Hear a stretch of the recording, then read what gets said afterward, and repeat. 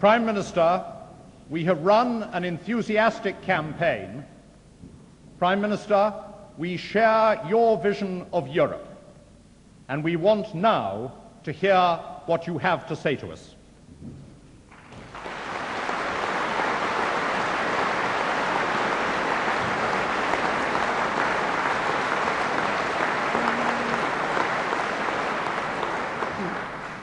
Mr. Chairman, ladies and gentlemen, there are just 3 more days to go to the European elections. Don't make the mistake of believing they don't matter, that you can leave it to others to vote. You can't. There's too much at stake. As in a general election, Thursday is about Britain's future. In 3 general elections, you voted for our sort of Britain.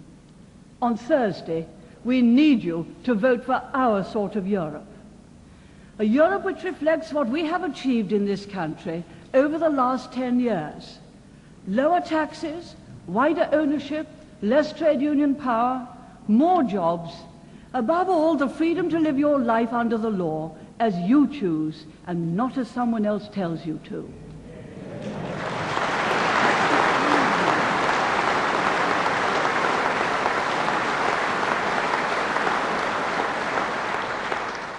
If our supporters don't turn out and vote, those achievements could be at risk, and we'd be taking the first step back to the failed policies and dismal days of the 1960s and 70s. Labour, with the help of their socialist friends in Europe, would start to creep in again through the back door, bringing with them more unnecessary regulations, more taxes, more burdens on business, more powers for trade unions, more of everything that led to Britain's decline. What a prospect. Could it really happen? Only if we fail to vote in sufficient numbers on Thursday. In the present European Parliament, the Conservative and centre-right majority is wafer thin. A swing of just 8 seats across Europe would tip the balance to the left and decide the politics of the Parliament for the next 5 years. 5 years ago, at the last European elections, 3 out of every 5 Conservative supporters thought they could leave voting to someone else. And the result? Labour won 15 extra seats. On Thursday, we need all your votes to keep, indeed increase our majority in the European Parliament. That's why we need every single Conservative supporter, every opponent of socialism, whether in England, Scotland or Wales, to turn out on Thursday, this Thursday, and vote for our Conservative candidates.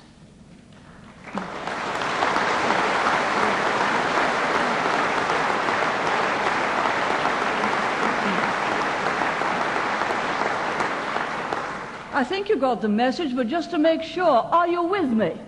Yes. Will you help us get the vote out? Yes. Yes. That's better. Well, good. Meanwhile, let's remind ourselves and the country of what we Conservatives stand for in this election. We believe that Britain is in Europe to stay. Not like Labour. They don't know whether they want Britain in or out of Europe. In the present European Parliament, over a quarter of Labour's European MPs want Britain to leave the community. But it was a Conservative government under Ted Heath which had the vision to take Britain into Europe, and it's a Conservative government which has made such a success of our membership. Our links with Europe have been the dominant factor in our history. Not just geographically, but culturally. The ideas of democracy, human rights, the rule of law, the music, the arts, the sciences. These are the hallmarks of a civilization which shaped not only Europe's future, but that of the world. Britain's destiny lies in Europe, and our membership makes Britain stronger and Europe stronger too.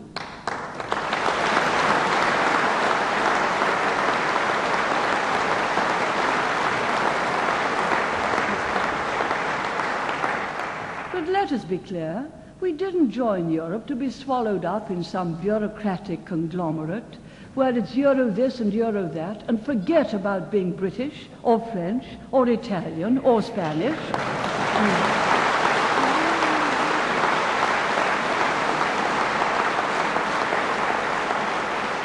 We're British, and we're proud of it, proud of our traditions.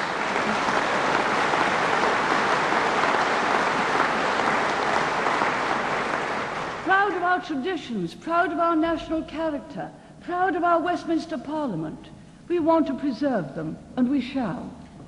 But there are those who see it very differently.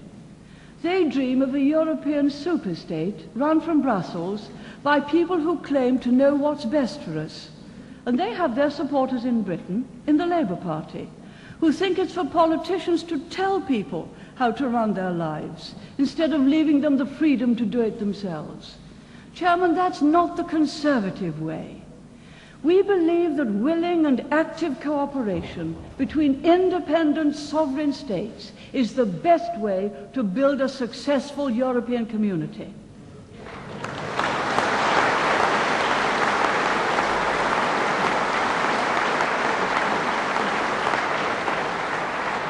We want to work with our friends in Europe at the things we can do better together than alone.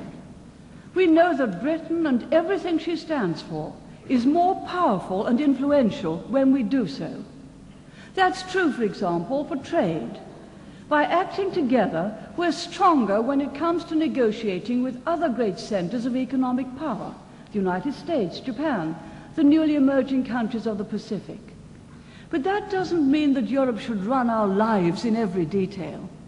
We don't need Europe to tell us what to do in those areas of our life which we can run perfectly well ourselves.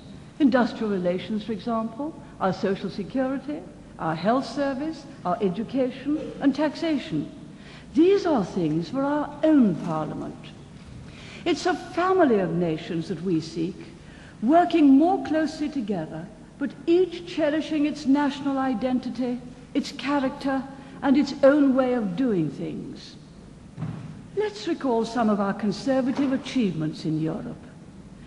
We've got a much fairer financial deal for Britain than the one Labour left us with. Indeed, since 1985 alone, we've got back £5 billion for Britain.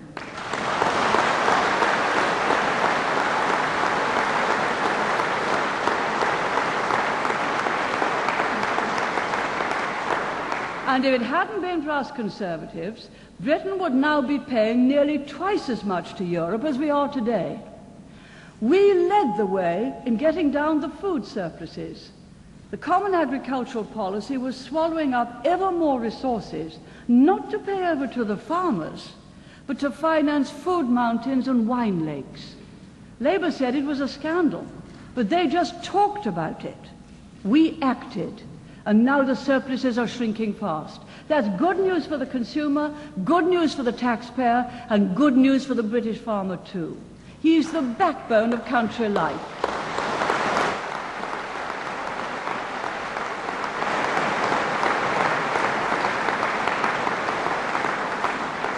The farmer's the backbone of country life, and now he has a sounder basis for the future. And we were the first to raise the scandal of fraud, which is costing the taxpayer and the consumer billions of pounds. Now steps are being taken to put a stop to that. We held out against attempts to impose VAT on our children's clothes, on the food we eat, and on the fuel which heats our homes, and we won. We stopped attempts by other countries to impose a new European tax on savings. It took us a time. We fought and fought and fought, and in the end we won.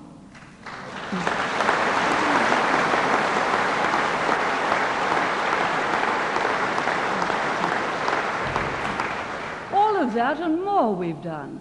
People know that we Conservatives stand up and fight for Britain's interests in the common market. And what happens? Labour wring their hands and protest that we're far too combative. What do they want? A doormat?